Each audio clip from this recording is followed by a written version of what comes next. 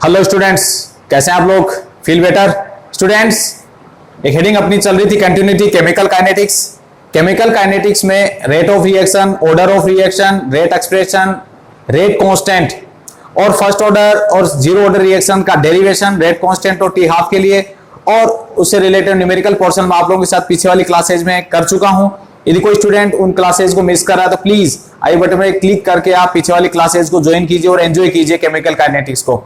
Chemical kinetics की next heading में आप लोगों के साथ लेके आया हूं dependence of rate of reaction, factor affecting the rate of reaction. Rate of reactions को कौन कौन से फैक्टर अफेक्टिव करते हैं, एक छोटी सी हेडिंग है यहाँ पे, ये पॉइंट हम यहाँ पे डिस्कस कर रहे हैं। डिपेंडेंस की जब बात करते हैं कि रेट ऑफ रिएक्शन कौन कौन से फैक्टर पे डिपेंड करता है, तो उसमें फर्स्ट पॉइंट अपने पास है concentration of reactant. Reactant particles की कंसंट्रेशन की बात की जाएगी यहाँ पे। कंसंट्रेशन सिंपली अपन अमाउंट भी कह सकते हैं। तो कंसंट्रेशन रेट ऑफ रिएक्शन, अब आप कहो सर इसमें एवरेज रेट जब हमने पढ़ा था तो एवरेज रेट में तो हमने रिएक्शन के रेट में change in the concentration of reactant and product दोनों डिस्कस किए थे कि दोनों के बिहाफ पे होता है। एवरेज रेट में plus minus delta C upon delta T हमने लिखा था। तो बेटा वहां पे हमने एक्चुअल में डेफिनेशन में तो change in concentration of reactant and product दोनों पॉइंट लेते हैं, बट एक्चुअल में जब रेट ऑफ रिएक्शन की बात आ रही है तो आपसे मैं एक सिंपल सा क्वेश्चन पुट अप करना चाहूंगा कि इंडस्ट्रीज में रिएक्शंस क्यों करवाई जाती है। क्या इंडस्ट्रीज में रिएक्शन की विषय ये थोड़ी होता है कि चले यार रिएक्शन खेल लेते हैं। कोई भी रिएक्शन की विषय हमारा मेन ऑब्जेक्ट या मेन मोटो क्या होता है? हमारा मेन ऑब्जेक्ट या मेन मोटो होता है कि हम किसी पर्टिकुलर रिएक्शन के थ्रू कोई पर्टिकुलर प्रोडक्ट बनाना चाहते हैं और हमारा मेन ऑब्जेक्ट ये रहता है, मेन मोटो ये रहता है कि जो बना हुआ प्रोडक्ट है किसी भी पर्टिकुलर रिएक्शन से वो मैक्सिमम बने। अब प्रोडक्ट बनाना चाहते हैं और उसकी मैक्सिमम अमाउंट हम चाहते हैं, तो वो रिएक्शन कब पॉसिबल होगी? वो कब पॉसिबल होगा? जब रेट ऑफ फॉरवर्ड रिएक्शन होगी। हम बैकवर्ड में नहीं आते, हम रिएक्टेंट से प्रोडक्ट बनाना चाहते हैं, इसका मतलब हम केवल और केवल फॉरवर्ड रिएक्शन के रेस्पेक्ट में बात करते हैं। तो जहां पे भी रेट ऑफ रिएक्शन की बात आ रही है तो इसमें आपको बैकवर्ड रिएक्शन की बात नहीं करनी, यहाँ पे हमने वो बात करनी है किस पे? फॉरवर्ड रिएक्शन की। तो यहाँ पे केवल एक ही पॉइंट डिस्कस किया जा रहा है, किसमें? कंसंट्रेशन ऑफ रिएक्टेंट की बात की जा रही है। तो कंसंट्रेशन ऑफ रिएक्टेंट इंक्रीज होने पर क्या होता है? कोलिजन थ्योरी, हालांकि कोलिजन थ्योरी की अभी मैंने आपसे बात नहीं की है, वो बात इसलिए नहीं कर रहा हूं क्योंकि 2021 के लिए कोलिजन थ्योरी को क्या किया गया? स्किप किया गया है, बट फिर भी मैं थोड़ी बातें यहां पे करूंगा तो आपको ये पॉइंट शायद बहुत अच्छे से समझ में आता है। कोलिजन थ्योरी के अकॉर्डिंग रेट ऑफ रिएक्शन क्या होती है? कंसंट्रेशन के साथ इंक्रीज होती है, डायरेक्टली प्रोपोर्शनल होती है। अब आप पूछे सर ये कोलिजन थ्योरी क्या? तो इन शॉर्ट में कोलिजन थ्योरी आप लोगों से डिस्कस करना चाह रहा हूं। मैं आपसे पूछूंगी रिएक्टेंट पार्टिकल्स हैं वो प्रोडक्ट में कन्वर्ट क्यों होते हैं? एक सब्सटेंस है वो नए सब्सटेंस में कन्वर्ट क्यों होता है? रिएक्टेंट प्रोडक्ट दोनों सब्सटेंस है, एक सब्सटेंस दूसरे सब्सटेंस में कन्वर्ट क्यों होता है? उसके पीछे का रीजन आप मुझे दे सकते हो? उसके पीछे का रीजन ये होता है कि रिएक्टेंट के कंपेरेटिवली जो प्रोडक्ट बनेगा वो प्रोडक्ट काइनेटिकली क्या होता है? मोर स्टेबल होता है। काइनेटिकली मींस एनर्जेटिक लेवल देखा जाए तो वो क्या होता है? ज्यादा स्टेबल होता है। एनर्जी या काइनेटिकली देखा जाता है कि जब दो सब्सटेंस आपके सामने रखे हुए हैं, एक सब्सटेंस जिसका एनर्जी लेवल हाई होता है, दूसरा सब्सटेंस जिसका एनर्जी लेवल लो होता है, तो काइनेटिकली जिसका एनर्जी लेवल लो है वो सब्सटेंस कंपैरेटिवली मोर स्टेबल होता है। तो रिएक्टेंट का एनर्जी लेवल कंपैरेटिवली क्या होता है? ज्यादा होता है, और जो प्रोडक्ट बनेगा किसी पर्टिकुलर रिएक्शन में उसका एनर्जी लेवल क्या होता है? कम होता है। तो रिएक्टेंट की हमेशा टेंडेंसी होती है लो हायर एनर्जी से लोअर एनर्जी की तरफ वो मूवमेंट करता है, और लोअर से जब वो हायर की तरफ मूवमेंट करेगा मतलब कहां जा रहा है? वो लेस स्टेबल से मोर स्टेबल स्टेट की तरफ या फेज की तरफ जा रहा है वो। तो किसी भी रिएक्टेंट के प्रोडक्ट में कन्वर्ट होने के पीछे का कंसेप्ट आपको समझ में आया? वो अपने एनर्जी लेवल को चेंज करना चाह रहा है, हायर एनर्जी से लोअर एनर्जी में जाएगा, लेस स्टेबल से कहां जाएगा? मोर स्टेबिलिटी की तरफ जाता है। पहला पॉइंट। सेकेंड पॉइंट, क्या सब्सटेंस के सोचने से चाहने से उसका एनर्जी लेवल चेंज हो जाएगा? नहीं होगा। सोचना चाहना समझ जाओ। हमें यदि किसी चीज को अचीव करना है तो उसके लिए हमें क्या करना पड़ेगा? कुछ ना कुछ एफर्ट करने पड़ते हैं। तो सिंपली यही कंडीशन में रिएक्टेंट के साथ सोचूं या रिएक्टेंट के साथ आप सोचो कि रिएक्टेंट क्या सोचने से वो हायर एनर्जी से लोअर एनर्जी में आ जाएंगे, काइनेटिकली मोर स्टेबल हो जाएंगे? नहीं होंगे स्टूडेंट्स। तो उसके लिए क्या करना पड़ेगा? उनको एफर्ट करना है। और एफर्ट कैसे होगा? वो एफर्ट यहाँ पे आ रहा है काइनेटिक कोलिजन्स के थ्रू। रिएक्टेंट पार्टिकल्स क्या होते हैं? उनका एक डेफिनेट एनर्जी लेवल होता है और वो रिएक्टेंट पार्टिकल्स क्या करते हैं? आपस में कोलिजन्स इंपैक्ट करते हैं, टकराते हैं। टकराने से क्या होता है? उनका एनर्जी लेवल क्या होता है? चेंज होता है। कैसे चेंज होता है? जो हायर एनर्जी वाले होते हैं उनकी एनर्जी डिक्रीज हो जाती है और जो लो एनर्जी वाले होते हैं उनकी एनर्जी यानी रिएक्टेंट पार्टिकल्स के बीच में क्या होता है, एक्सचेंज ऑफ एनर्जीज होती हैं, हायर एनर्जी वाले से लोअर एनर्जी की तरफ एनर्जी ट्रांसफर होती है, कब, कोलिजन्स के थ्रू। अब इस कोलिजन्स के लिए वो एनर्जी लेवल को चेंज करेंगे, और एनर्जी लेवल चेंज होता है तो रिएक्शंस क्या होती है, प्रोसीड करती है, रिएक्टेंट से किस में कन्वर्ट होती है, प्रोडक्ट में कन्वर्ट होती है। Clear students? अब इन कोलिजन्स के थ्रू वो एनर्जी लेवल को चेंज करेंगे अपन। आपने कोलिजन पॉइंट शायद पहले भी सुना होगा, फिजिक्स में आप पढ़ते रहते हो, इलास्टिक कोलिजन और नॉन इलास्टिक कोलिजन्स। वो पॉइंट इलास्टिक और नॉन इलास्टिक पॉइंट किसके लिए आता है, वो इलास्टिक और नॉन इलास्टिक पॉइंट स्टूडेंट्स आता है मोमेंटम कंजर्वेशन लॉ, आपने फिजिक्स में पढ़ा। तो लगभग ऐसी सी बातें मैं यहां से कराऊंगी। रिएक्टेंट पार्टिकल्स को अपन यदि सॉलिड स्फीयर कंसीडर करें तो सॉलिड स्फीयर आपस में क्या करेंगे, इंपैक्ट करेंगे, टकराएंगे, और टकराने से उनका एनर्जी लेवल चेंज होता है। तो जैसे आप फिजिक्स में पढ़ते हो कि दो टाइप की कोलिजन्स होती हैं, इलास्टिक और नॉन इलास्टिक, वैसे यहाँ पे केमिस्ट्री के भी यहाँ पे कोलिजन थ्योरी के अकॉर्डिंग मैं कह सकता हूँ कि ये जो कोलिजन्स होती हैं, टकरें जो होती हैं पार्टिकल्स के बीच में, वो भी दो टाइप की होती हैं। एक होती है इफेक्टिव कोलिजन्स होती हैं और एक नॉन इफेक्टिव कोलिजन्स होती हैं। नॉन इफेक्टिव कोलिजन्स होंगी जिसके थ्रू कोलिजन्स तो होती हैं बट उसका कोई रिजल्ट नहीं निकलेगा, मतलब रिएक्टेंट वो प्रोडक्ट में कन्वर्ट नहीं होगा, वो तो नॉन इलास्टिक कोलिजन्स है, सॉरी नॉन इफेक्टिव कोलिजन्स है। और जिन कोलिजन्स के थ्रू रिएक्टेंट पार्टिकल्स कहां कन्वर्ट हो गए, प्रोडक्ट में कन्वर्ट हो गए, वो क्या होती हैं, इफेक्टिव कोलिजन्स होती हैं। तो पार्टिकल्स के बीच में केवल कोलिजन थ्योरी के अकॉर्डिंग आप पहुंच गए कि दो टाइप की कोलिजन्स होती हैं, एक तो होती है इफेक्टिव कोलिजन्स और सेकंड क्या होती हैं, non effective collisions. Effective collisions वो कोलिजन्स होंगी जिनके थ्रू रिएक्टेंट प्रोडक्ट में कन्वर्ट होगा, और नॉन इफेक्टिव कोलिजन्स होती हैं जिसके थ्रू केवल कोलिजन्स होते हैं लेकिन रिएक्टेंट का एनर्जी लेवल चेंज नहीं होता है। तो किसी पर्टिकुलर रिएक्शंस के लिए रिक्वायरमेंट किसकी होती है, नॉन इफेक्टिव, इफेक्टिव कोलिजन्स की रिक्वायरमेंट होती है। और इफेक्टिव कोलिजन्स की रिक्वायरमेंट के लिए दो पॉइंट की क्या होती है, रिक्वायरमेंट होती है। और पहला पॉइंट इसमें क्या होता है, उनका एक sufficient amount of energy, particles जो कोलिजन्स में इन्वॉल्व हो रहे हैं, जो रिएक्शन में पार्टिसिपेट कर रहे हैं, उनके पास क्या होगा, सफिशिएंट अमाउंट ऑफ एनर्जी होनी चाहिए। और वो सफिशिएंट अमाउंट ऑफ एनर्जी के बाद दूसरा जो पॉइंट होता है इसमें, वो सेकंड पॉइंट क्या होता है हमारे पास, प्रॉपर ओरिएंटेशन होता है। ये बातें कुछ बेसिक बातें हैं जो हम कोलिजन थ्योरी में डिस्कस करते, लेकिन ये स्किप किया इसलिए मैं केवल इसमें से कुछ पॉइंट उठा रहा हूं। तो ये point sufficient amount of proper orientation, orientation शायद आप समझ रहे हो, उनका जो अलाइनमेंट होता है वो इस टाइप से होना चाहिए कि वो जब एक दूसरे से टकराएं तो टकराने से क्या हो, उनका एनर्जी लेवल चेंज हो जाए। हर टक्कर क्या नहीं हो सकती, हर कोलिजन क्या नहीं हो सकती, इफेक्टिव नहीं हो सकती। अब बात आ रही है कि कंसंट्रेशन राइज करने पे क्या होगा। एक अवेलेबल स्पेस होता है, कोई भी जो रिएक्शन हम करवाते हैं वो ऐसा तो नहीं कि हवा में करवा रहे हैं, कोई भी रिएक्शन कहां करवाई जाएगी, एक पर्टिकुलर कंटेनर में करवाई जाएगी। उस कंटेनर में जो रिएक्टिंग अमाउंट आपने ले रखा है, उन रिएक्टेंट पार्टिकल्स के बीच में क्या होता है, ये क्या था, कंटेनर था, उस कंटेनर के बीच में रिएक्टिंग की स्पीशीज अवेलेबल है। रिएक्टिंग स्पीशीज में क्या होता है, कोलिजन्स होती है, और कोलिजन्स के थ्रू क्या होता है, उनका एनर्जी लेवल चेंज होता है और वो प्रोडक्ट में कन्वर्ट हो जाते हैं, काइनेटिकली मोर स्टेबल फॉर्म में चले जाते हैं। अब यहां कहा जा रहा है कि कंसंट्रेशन, यदि रिएक्टेंट की कंसंट्रेशन को क्या किया जाए, इंक्रीज किया जाए, और रिएक्टेंट की कंसंट्रेशन को जब इंक्रीज करते हैं तो सब इसी अवेलेबल स्पेस या वॉल्यूम में क्या होता है, जब रिएक्टेंट पार्टिकल्स क्या हो गए, इंक्रीज हो गए, और ये रिएक्टेंट पार्टिकल्स जब इंक्रीज हो गए तो उससे क्या होगा, rate of collisions, rate of collisions क्या होगी, बढ़ेगी। और जब रेट ऑफ कोलिजन्स बढ़ती हैं, किसके साथ, कंसंट्रेशन के साथ रेट ऑफ कोलिजन्स इंक्रीज होते हैं। कंसंट्रेशन आपने राइज किया तो रेट ऑफ कोलिजन्स बढ़ी, क्योंकि अवेलेबल स्पेस में नंबर ऑफ पार्टिकल्स ज्यादा हो गए, और जब रेट ऑफ कोलिजन्स बढ़ती हैं तो कंफर्म है रेट ऑफ रिएक्शन भी क्या होता है, बढ़ता है, यानी प्रोडक्ट क्या होता है, मैक्सिमम अमाउंट में बनता है। एक तो कोलिजन थ्योरी के अकॉर्डिंग आपने बता दिया कि कंसंट्रेशन बढ़ने से क्या होता है, रेट ऑफ रिएक्शन बढ़ता है। दूसरा क्या है, कोलिजन थ्योरी के बाद दूसरा जो पॉइंट इसमें आ रहा है वो आ रहा है law of active mass. Law of active mass, Goldberg and Wahge concept जो ऑलरेडी हम 11th में डिस्कस कर चुके थे। इस गोल्डबर्ग और वागे के अकॉर्डिंग क्या था, इस डेफिनेशन, इसका जो पॉइंट था वो क्या था, rate of reaction is directly proportional to multiply of active mass of reactant, active mass of reactant. Reactant की स्पीशीज के एक्टिव मास के क्या होता है, डायरेक्टली प्रोपोर्शनल होता है। तो यहाँ पे जैसे जैसे रिएक्टेंट का एक्टिव मास बढ़ेगा, एक्टिव मास वो पार्टिकल्स जो क्या होते हैं, रिएक्शन में इन्वॉल्व होते हैं, प्रोडक्ट में कन्वर्ट होते हैं, वो fraction react, available space, available reactant species, reactant particles का वो फ्रैक्शन जो प्रोडक्ट में कन्वर्ट होता है, डायरेक्टली रिएक्शन में इन्वॉल्व होता है, वो आर की थ्रेशोल्ड कहेंगे अपन। तो यहाँ पे आर बढ़ रहा है, एक्टिव आर रेट कंसंट्रेशन बढ़ेगा तो उसका एक्टिव मास भी बढ़ेगा, एक्टिव मास बढ़ने से रेट ऑफ रिएक्शन बढ़ेगा। तो दोनों जो थ्योरी है, लॉ ऑफ एक्टिव मास मान लीजिए या कोलिजन थ्योरी मान लीजिए, दोनों ये प्रूव कर रही हैं कि यदि rate of concentration of reactant increase होगा, तो कंसंट्रेशन ऑफ रिएक्टेंट इंक्रीज होने से रेट ऑफ रिएक्शन बढ़ेगा और प्रोडक्ट क्या होता है, मैक्सिमम अमाउंट में मिलेगा अपने को। पहला point clear student. Second point अपने सेकंड डिपेंडेंस, कैटालिस्ट। कैटालिस्ट आपने छोटी क्लासेज में पढ़ा है, कैटालिस्ट का मीनिंग क्या है। Catalyst is the substance can change the alter the rate of reaction. Catalyst can alter और change the rate of reaction without itself affected.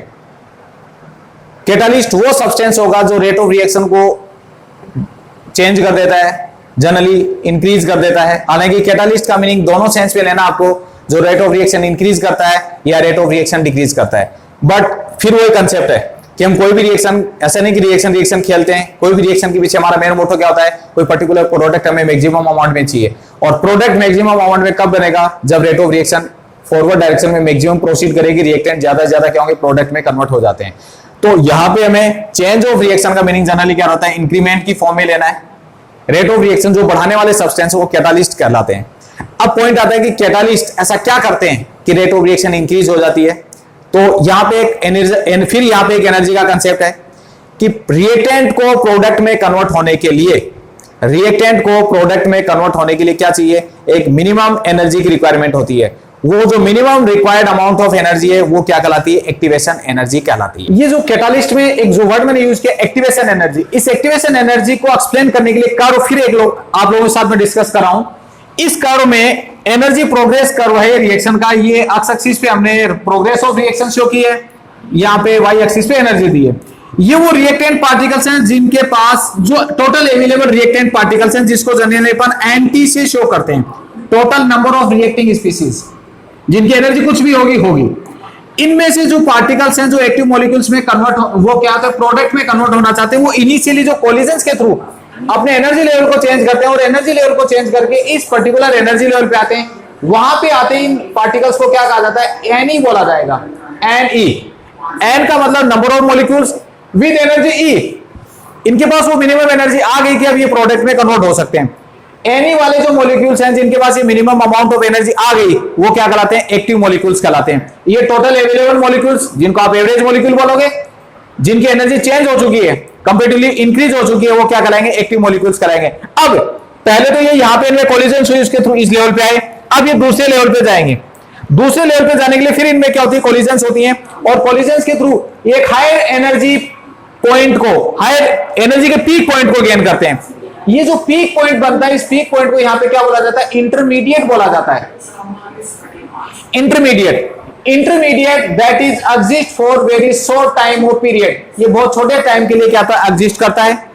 इस इंटरमीडिएट के लिए एक वर्ड और यूज किया जाता है, एक्टिवेटेड कॉम्प्लेक्स भी बोला जाता है। ये एक्टिवेटेड कॉम्प्लेक्स क्यों बोला जाता है, इसको इंटरमीडिएट क्यों बोला जाता है। सपोज यहां रिएक्टेंट पार्टिकल्स की फॉर्म में मैंने क्या लिया, एक AB और CD दो रिएक्टेंट लिए हैं। AB और CD जो रिएक्टेंट लिए, इन रिएक्टेंट्स के बीच में जैसे ही कोलिजन्स होंगी, कोलिजन्स के थ्रू क्या बनेगा, A dotted B and C dotted D। मतलब एक्चुअल में रिएक्शंस होती क्या है, जहां पे ओल्ड बॉन्ड की ब्रेकिंग होती है और न्यू बॉन्ड की फॉर्मेशन होती है। तो जो पुराना बॉन्ड था AB और CD के बीच में, वो टूटना शुरू हो गया और एक नया बॉन्ड A और C के बीच में बनना शुरू हो गया। जैसे ये पुराने बॉन्ड टूटने शुरू होते हैं, नए बॉन्ड बनने शुरू होते हैं, ये क्या बन गए, बहुत शॉर्ट टाइम के लिए एक्टिवेटेड कॉम्प्लेक्स। एक्टिवेटेड इसलिए कि इसकी एनर्जी बहुत ज्यादा है, शॉर्ट टाइम के लिए एग्जिस्ट करेगा क्योंकि वीक बॉन्डिंग स्ट्रक्चर है। और इंटरमीडिएट इसलिए कभी आपको मिलेगा नहीं, रिएक्टेंट और प्रोडक्ट के बीच में बहुत शॉर्ट टाइम के लिए अवेलेबल होगा। ये हायर एनर्जी वाला जो पीक पॉइंट इसने गेन कर चुका है, इस एनर्जी से फिर क्या होता है, हायर एनर्जी में कोई वैल्यू कब तक रहेगी, कोई सब्सटेंस कब तक रहेगा, बहुत शॉर्ट टाइम के लिए, वो फिर क्या होता है, लोअर एनर्जी में आ जाता है। यहाँ पे प्रोडक्ट बन जाएगा हमारे पास AC प्लस BD, ये प्रोडक्ट हमारे पास बन गया। क्लियर स्टूडेंट्स, यहाँ पे जो ये अमाउंट ऑफ एनर्जी है EA, एक्टिवेशन एनर्जी होगी। तो एक्टिवेशन एनर्जी को अपन डिफाइन कर सकते हैं, activation energy is the total या minimum extra amount of energy required to cross the energy barrier, required to cross energy barrier present between active molecules या reactant to product, reactant और product के बीच में जो required active molecules है उसकी जरूरत होगी। अब कैटालिस्ट क्या करता है, इस required activation energy को डिक्रीज कर देता है। तो यहाँ पे जो active molecules का जो रेशियो होता है वो बढ़ जाता है, यानी ज्यादा पार्टिकल्स इधर चले जाएंगे। इस चीज को आप ऐसे समझिए, क्लास में 40 स्टूडेंट है, 40 स्टूडेंट में से हमारे फिजिकल टीचर आते हैं और वो कहते हैं बताए खो खो की टीम जा रही है, उसके लिए कौन कौन स्टूडेंट्स हैं जो खो खो की टीम में या प्लेइंग के लिए इंटरेस्टेड हैं। तो उसमें से सपोज 15 बच्चों ने इंटरेस्टेड थे या 20 बच्चे इंटरेस्टेड थे, वो 20 बच्चे यहां से कहां चले गए, प्लेग्राउंड में चले गए, क्लासरूम से। अब आप बताइए खो खो की टीम में या कोई भी पर्टिकुलर फुटबॉल या वॉलीबॉल कोई भी टीम हो, उस टीम में सेलेक्ट कौन होंगे? वो स्टूडेंट जो क्लास में बैठे हैं या वो स्टूडेंट जो पहले से राइज हैंड करके कहां चले गए, प्लेग्राउंड चले। सिलेक्शन किस में से होगा? कंफर्म है उन्हीं का होगा। तो जो पहले से ही इंटरेस्टेड थे वही तो कहां गए, टीम के लिए सेलेक्ट हुए ना, इनका तो सिलेक्शन नहीं होगा। तो जिनका सिलेक्शन हो चुका है, जो इंटरेस्टेड है, वो एक्टिव मॉलिक्यूल्स कहलाए, और सिलेक्शन फिर उन्हीं का होना, वही किस में बदलेंगे, प्रोडक्ट में बदलेंगे। ये क्या कहलाता है, टोटल नंबर। और इनका जो रेशियो था ना, total number of particles n t और having energy E, n e upon n t क्या कहलाता है, कोलिजन फ्रीक्वेंसी कहलाता है। एनई अपॉन एनटी को क्या कह सकते हैं हम, कोलिजन फ्रीक्वेंसी कह सकते हैं या फ्रैक्शन ऑफ मॉलिक्यूल कह सकते हैं, जो जनरली प्रोडक्ट में कन्वर्ट होते हैं। ठीक है, ये आगे मैं टेम्परेचर वाले पॉइंट में इसको दोबारा आप लोगों से डिस्कस करूंगा, एनई अपॉन एनटी को याद रखिएगा। और ये टोटल जो एनर्जी होती है, डेल्टा ई और E, delta E energy involve in reaction, और ई इनका जो टोटल सम है वो क्या कहलाती है, थ्रेशोल्ड एनर्जी कहलाती है, ईटी कहलाती है। ठीक है, एक्टिवेशन एनर्जी समझ गए और ईटी भी समझ गए आप लोग। अब ये हो गया कैटालिस्ट। तो कैटालिस्ट क्या करता है, एक अल्टरनेटिव पाथ करता है जिसमें रिक्वायर्ड एनर्जी क्या होती है, कम होती है, एक्टिवेशन एनर्जी कम होती है। ठीक है, अब तीसरा जो पॉइंट है कैटालिस्ट के बाद, वो पॉइंट होता है हमारे पास प्रेशर। प्रेशर का जो रोल होता है बेटा, वो केवल और किस पे होता है, गैसियस रिएक्शंस के लिए अप्लाई होता है कि प्रेशर का रोल अनदर रिएक्शंस के लिए लागू नहीं होता, जो गैसियस रिएक्टेंट होते हैं उन्हीं पे लागू होता है, और वो डिपेंड करता है किस पे, डेल्टा एन पे। डेल्टा एन क्या होता है, number of moles of product, product के मोल में से क्या करना हमें, रिएक्टेंट के मोल माइनस करने हैं, और डेल्टा एन की वैल्यू क्या हो, H2 + I2 = 2HI।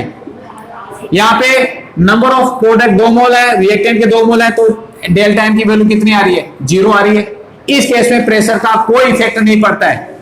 Generally Leach चैटेलियर principal के अकॉर्डिंग रिएक्शन कौन सी डायरेक्शन में प्रोसीड करेगी, लोअर मोल्स की तरफ शिफ्ट होती है। सपोज एक रिएक्शन है PCl5 डिकम्पोज हो रहा है PCl3 + Cl2 में, यहां पे डेल्टा एन की वैल्यू क्या आ रही है, ग्रेटर देन 0, पॉजिटिव आ रही है। पॉजिटिव क्यों आ रही है, प्रोडक्ट के 2 मोल उनसे से 1 मोल माइनस किया, तो यहां पे प्रेशर राइज करेंगे, रिएक्शन किधर शिफ्ट होगी, लोअर मोल्स की तरफ, तो इधर से आएगी बैकवर्ड। बैकवर्ड आने का मतलब रेट ऑफ रिएक्शन इसमें क्या हो गया, डिक्रीज हो गया। क्यों, क्योंकि मैं रिएक्शन को क्या बता रहा हूं आपको, हमें प्रोसीड फॉरवर्ड डायरेक्शन में ही कंसीडर करना है, वो कंसीडर देखना है जिससे प्रोडक्ट मैक्सिमम बने।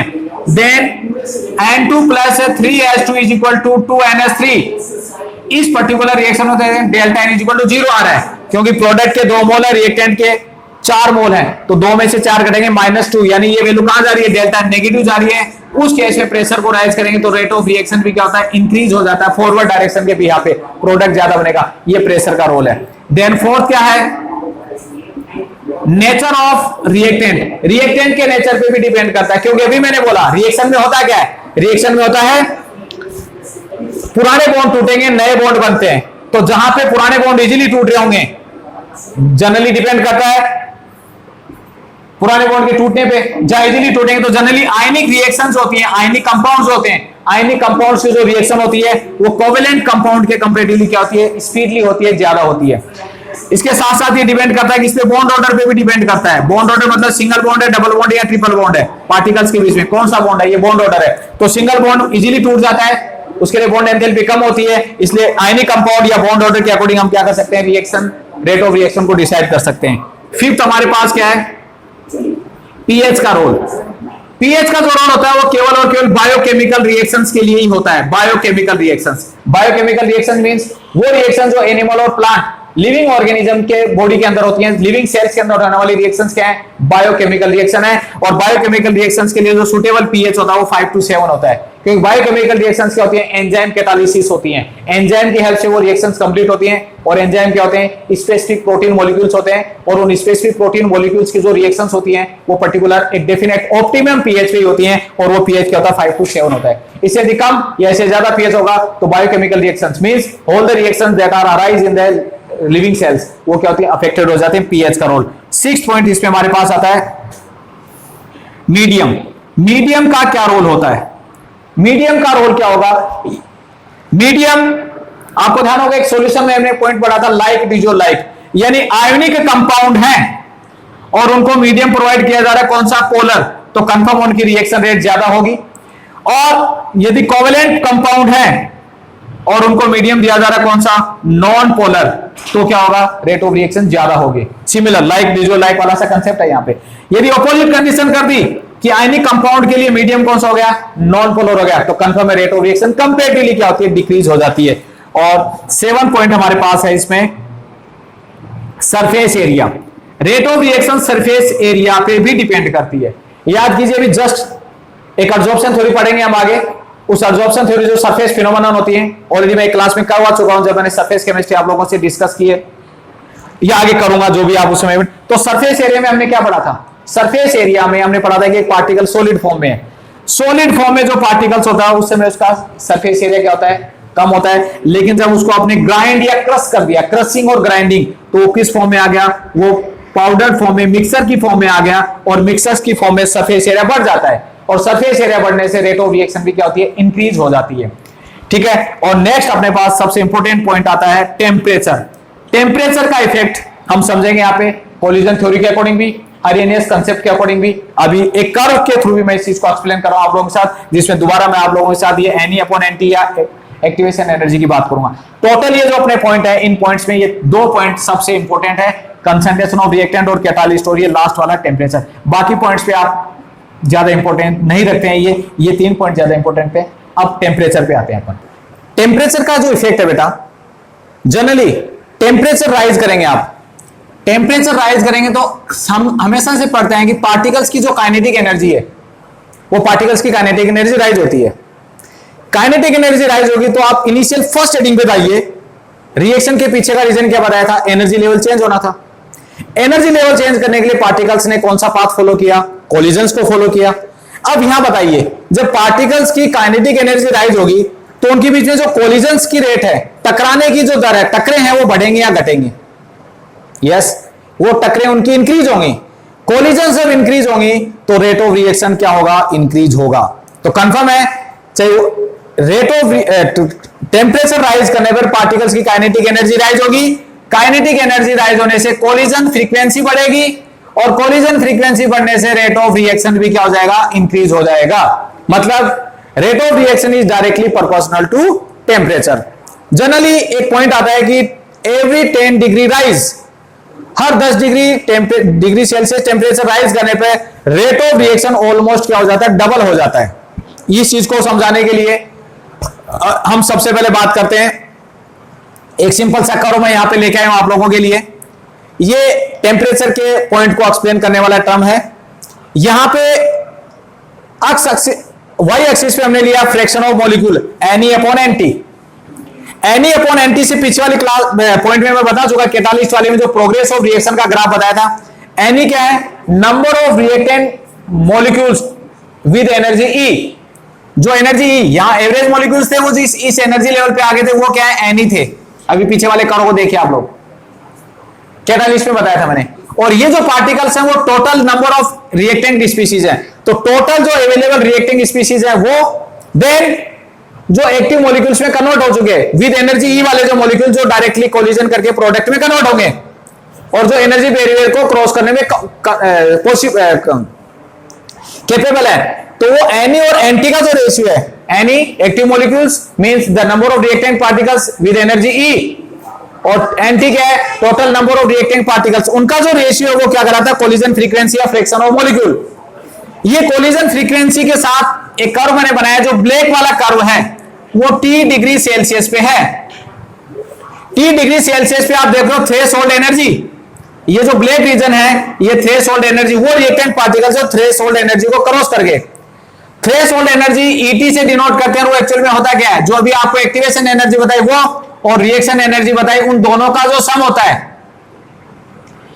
वो क्या कहलाता है, थ्रेशोल्ड एनर्जी कहलाता है। टोटल ये तो क्या था, ये तो क्या होता है, वो एनर्जी जो एनर्जी बैरियर को क्रॉस करने के लिए रिक्वायर्ड है, और थ्रेशोल्ड एनर्जी टोटल एनर्जी, ये वाली एनर्जी कौन सी वाली, ये जो अभी बनाया था ये और ये दोनों ऐड होकर ये क्या बन जाता है, threshold energy, total required energy. Active से नॉर्मल के बीच में, फिर एक्टिव से इंटरमीडिएट के बीच में, इन दोनों एनर्जीज का जो सम है वो क्या कहलाता है, थ्रेशोल्ड एनर्जी कहलाता है। तो थ्रेशोल्ड एनर्जी के लिए इतने पार्टिकल्स इस शेडेड पोर्शन में किसको बता रहे हैं, Ne/T को बता रहे हैं। लेकिन जैसे हमने टेम्परेचर राइज किया, टेम्परेचर राइज करके कितना ले आए आप, T + 10 डिग्री सेल्सियस ले आए, 10 डिग्री टेम्परेचर बढ़ा दिया तो there is more flatten curve is obtain, more flatten, comparatively more flatten curve बनेगा, और मोर फ्लैटन कर्व बनने से क्या होता है, जो शेडेड पोर्शन होता है वो ऑलमोस्ट क्या हो जाता है, डबल हो जाता है। शेडेड पोर्शन ऑलमोस्ट डबल हो गया। शेडेड पोर्शन किसको बता रहा है, एनी अपोनेंट ही बता रहा है। तो कोलिजन फ्रीक्वेंसी या फ्रैक्शन ऑफ मॉलिक्यूल्स क्या होगा, जस्ट डबल हो गया, तो रेट ऑफ रिएक्शन भी क्या हो जाती है, डबल हो जाती है। क्लियर स्टूडेंट्स, ये जस्ट डबल हो गया। अब इस टेम्परेचर के लिए मैंने दोनों पॉइंट बता दिया आपको, टेम्परेचर ये वाला पहला पॉइंट और ये सेकंड पॉइंट। क्लियर है आपको। थर्ड पॉइंट पे आते हैं अपन। टेम्परेचर के यहाँ पे अरेनियस ने एक रिएक्शन, एक इक्वेशन डेवलप की थी, rate constant K is equal to A E to power minus E upon R T.